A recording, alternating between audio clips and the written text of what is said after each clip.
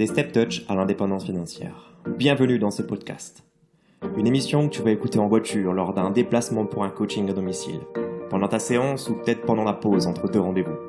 Ce podcast s'adresse particulièrement aux coachs sportifs qui souhaitent changer de vie, arrêter de travailler pour un patron, aider davantage les gens à se reprendre en main et surtout devenir libre financièrement. Je manque cruellement de temps pour développer mon activité de coach sportif en ligne, ou je manque de temps pour me lancer sur le coaching en ligne. Ça va être le sujet de cet épisode aujourd'hui. On va parler du temps, de ce fameux problème de manque de temps que peut-être même tes clients à toi, des clients qui veulent perdre du poids, peut-être se reprendre en main, avoir une meilleure hygiène de vie, ils ont le même problème, c'est j'ai pas le temps pour manger sainement, j'ai pas le temps pour faire du sport. Et toi aussi en tant que coach sportif, j'entends des fois ce problème. J'ai pas le temps de développer mon offre de coaching en ligne. Et en fait, ce que j'aimerais faire au travers de ce podcast, de cet épisode, c'est de te parler en fait de la manière dont j'ai procédé moi, finalement pour lancer mon offre de coach sportif en ligne à l'époque quand j'ai commencé, et te filer un peu mes astuces, voir si tu peux t'en inspirer, pourquoi pas essayer même de copier un peu le plan finalement, pour que tu puisses te lancer toi aussi.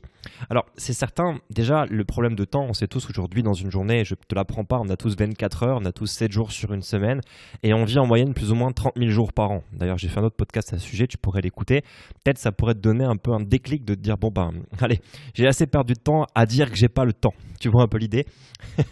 Donc ce que je propose de faire en fait, c'est de te dire pourquoi il y a des gens qui ont du temps, d'autres qui en ont pas. Je pense que c'est une question de priorité, d'organisation, d'engagement, on peut remettre les choses dans tous les sens aujourd'hui. Mais le but de ce podcast pour moi, c'est de te donner peut-être un petit peu de visibilité ou peut-être un peu de courage, je sais pas, pour te permettre de te lancer. Ce qui est certain, c'est que le coaching en ligne va te permettre à terme d'arrêter d'échanger ton temps contre de l'argent. Donc pour quelqu'un qui manque de temps, déjà, c'est une bonne chose parce que si tu n'as pas besoin de passer ton temps à travailler pour pouvoir avoir l'argent minimum pour payer ton logement, ton toit, de quoi boire, de quoi manger, déjà, tu as du temps à dispo pour profiter un peu plus de la vie. Donc, le coaching en ligne te permettra de gagner du temps. C'est sûr que pour démarrer, il faut en investir au début. De toute façon, si aujourd'hui tu veux démarrer le coaching en ligne, que c'est nouveau pour toi, que c'est une industrie que tu ne connais pas, il faut que tu sois engagé à 200%. Pour apprendre, il n'y a pas de secret là-dedans en fait. Et l'engagement, ça se traduit en fait par 3 principes fondamentaux. Et ça, c'est intéressant, c'est la neuroscience qui le prouve. Les 3 principes de l'engagement, c'est-à-dire pour être sûr d'être engagé dans une chose, et que ce soit dans du business ou dans tous les domaines de ta vie, c'est l'engagement en temps. Il faut que tu y passes du temps pour être engagé. C'est obligatoire. Tu dois consacrer du temps. Deuxième point, c'est l'attention ou la charge émotionnelle en fait. C'est-à-dire que l'investissement en termes de présence psychique, tu vois, il faut que tu passes beaucoup de temps de ta personne dedans. Il faut que tu sois investi émotionnellement, il faut que tu aies une charge mentale orientée sur ce projet-là. Et le troisième pilier de l'engagement, c'est l'argent en fait. Si tu ne mets pas d'argent dans un projet, c'est que tu n'y crois pas en fait. Et les 3 vont ensemble. Tu peux prendre cet exemple en comparaison avec l'éducation d'un gamin. Moi, je te dis ça, j'ai pas de gamin, mais j'ai 2 chiens. Je compare pas les chiens aux gamins, loin de là, mais ça prend du temps dans les 3 créneaux. Ça prend du temps, de l'argent et de la charge mentale. Les 2, le chien ou le gamin. Mais si aujourd'hui tu as des enfants et que tu veux veiller à leur bonne éducation, passer du temps avec eux et t'impliquer juste avec eux, en fait, être engagé avec tes enfants dans leur éducation, dans leur vie. L'amour, ça ne suffit pas en fait. Il faut que tu sois engagé en temps, il faut que tu passes du temps avec ton gamin. Tu n'as pas le choix, il faut lui donner du temps de ta propre vie à ton gosse. Il faut aussi que tu sois engagé émotionnellement avec ton gamin pour que ça puisse fonctionner. Et naturellement, l'engagement financier pour qu'il puisse avoir tout ce dont il a besoin. Donc l'engagement, c'est hyper important. Donc si aujourd'hui tu manques de temps, c'est simplement parce que tu n'es juste pas encore engagé dans le processus. Mais peut-être que tu as peur de t'engager. Et je vais te dire quelque chose, je vais te donner un peu le plan que j'ai utilisé moi quand j'ai commencé, parce que j'avais des problèmes de temps aussi. C'est-à-dire que quand moi j'ai commencé le coaching en ligne, j'étais en pleine ouverture de ma box CrossFit. Je venais de me séparer de mon employeur, j'avais un planning avec du personal training, j'avais encore des cours en association que je donnais. C'était assez speed pour moi quand même, plus ma vie perso à côté. Il fallait réussir à trouver le moment pour le faire. Et pour être totalement franc avec toi, quand j'ai démarré, en fait, j'ai démarré avec un ami à l'époque qui lui se lançait aussi sur l'activité pas de coaching sportif en ligne, mais il se lançait sur l'activité du web marketing et dans le digital. Et lui avait beaucoup plus de temps de travail que moi. C'est-à-dire que lui, il bossait 35-40 heures semaine, mais sur des horaires un peu à la con, tu vois, où il devait bosser de 8h à midi, de 14h à 17h, des horaires un peu de bureau. Alors que nous, en tant que coach sportif, on a quand même des horaires qui sont un peu décalés par rapport aux cercles sociaux qu'on peut avoir, nos amis qui ne sont pas dans le domaine. C'est-à-dire que nous, on peut bosser tôt le matin, on peut bosser à midi et le soir, tu vois. Mais moi, je sais qu'à l'époque, j'avais pas mal de temps à disposition l'après-midi. l'après-midi de 14h30 à 16h. J'avais pas grand-chose à faire, j'avais pas de clients en PT. C'était le moment en fait que je pouvais prendre soit pour m'entraîner moi en perso, soit pour décider de le consacrer à mon business pour mon coaching en ligne. Et c'est ce que j'ai fait.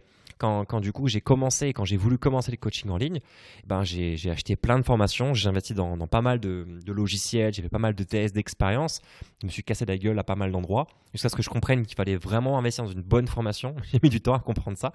Mais quand j'ai essayé par moi-même, j'ai bien pris, je pense une année pour essayer de me caler un bon rythme de travail. Et je bossais tôt le matin avant d'aller coacher. Donc moi j'avais des coachings à 6 heures. Donc je faisais mon premier coaching à 6 heures du mat. C'était un coaching à domicile. Je rentrais et au lieu de m'entraîner, ce que je faisais, c'est que je bossais un peu sur ce que j'avais acheté comme petite formation. J'essayais d'essayer des choses par moi-même, de faire des vidéos pour mon offre de coaching en ligne. Et je recommençais l'après-midi. Et je me souviens d'un moment où j'ai essayé de me former à la pub Facebook. À l'époque, j'avais acheté des formations à un mec qui était basé aux États-Unis, une formation en anglais alors que je parlais pas bien anglais. Et il faisait tout en webinaire, donc truc un peu conférence en direct. Et j'avais pas le temps de me connecter puisque c'était les horaires un peu décalés des États-Unis. Donc je me faisais les replays. Donc les replays de 2 heures avec le bon anglais des ricains et les partages d'écran en tutoriel Facebook pour comment installer tes codes et compagnie, je te raconte pas. C'était compliqué et je faisais ça en fait toutes les après-midi. En fait, je me trouvais un timing et j'y dérogeais pas en fait. C'était comme un training en fait. Je décidais voilà, mon entraînement perso sportif c'est ça et l'entraînement, mon business c'est ça et en fait je m'y tenais. Donc j'ai pas le temps aujourd'hui. Oui, je te crois, mais si tu l'as pas aujourd'hui, tu l'auras jamais et tu ne l'auras pas demain. Ce qui est certain aujourd'hui, c'est que tu écoutes ce podcast à l'heure où je le tourne. Donc, j'ai un peu d'avance sur les contenus que je te fais, mais il devrait sortir courant avril. Si tu es courant avril 2021, on est en période de crise, on est en période où on est même confiné. Si tu n'as pas le temps là maintenant, en fait, je suis désolé, tu n'auras jamais le temps dans ta vie. Donc, c'est juste une question de tu le prends ou tu le prends pas. Et pour le prendre, si tu es un peu en mode procrastination, fais-toi juste un plan d'action, un peu comme un programme sportif. Mais à un moment donné, il n'y a pas de secret. Il n'y a pas un podcast que je vais pouvoir faire pour te dire, attends, il y a des techniques d'optimisation du temps. Pour être franc avec toi, tu vas sur Amazon, tu regardes tous les bouquins qui existent sur la méthode, comment elle s'appelle, GTD je crois, ou je ne sais plus le nom de la méthode. Tu as des méthodes d'optimisation, d'organisation, des méthodes de productivité. Ok, tout ça, en fait, en réalité, ça fonctionne. Ça fonctionne vraiment, sous réserve que tu le fasses. Et je pense qu'aujourd'hui, et même moi encore à mon niveau, j'ai pas besoin encore d'optimiser autant ma productivité. Je devrais peut-être le faire, mais j'ai pas forcément encore le besoin maintenant de le faire pour passer des caps avec ces méthodologies qu'on va te vendre en bouquin. Pourquoi ? Parce que, et pourtant on a une entreprise qui dépasse le million aujourd'hui de chiffre d'affaires, et pour autant je ne manque pas de temps. C'est-à-dire qu'aujourd'hui ce que je manque c'est de discipline et d'autodiscipline. C'est pas une question de comment faire pour être encore plus productif dans chaque minute de ma journée, parce qu'il y a des moments où je me retrouve clairement à rien glander.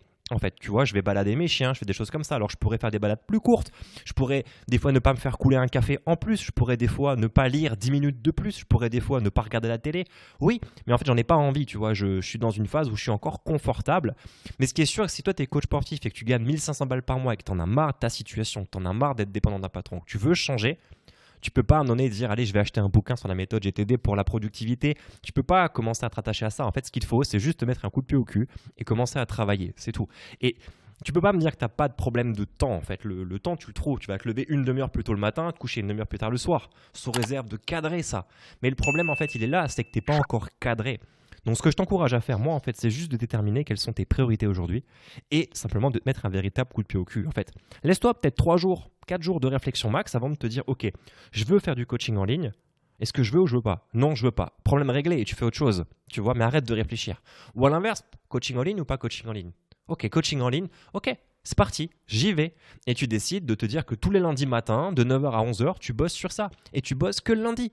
Mais je peux te garantir qu'en bossant tous les lundis, ça va te faire 54 lundis, peut-être 55, je ne sais pas combien de lundis il y a dans l'année, ça va te faire avancer.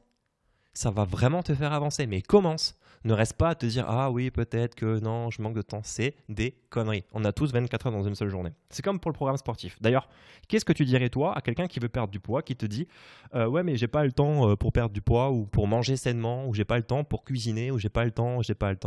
Tu lui dirais quoi ? En fait, soit tu essaies de trouver des solutions pour l'aider, soit tu essaies de trouver le moyen de lui mettre un coup de pied au cul. Ou alors tu ignores. Donc, moi, j'ai envie quelque part de t'aider, mais j'ai pas non plus envie de passer beaucoup plus de temps sur la problématique de quelqu'un qui me dit « Ah oui, mais je fais pas du coaching en ligne parce que j'ai pas le temps. » What the fuck ?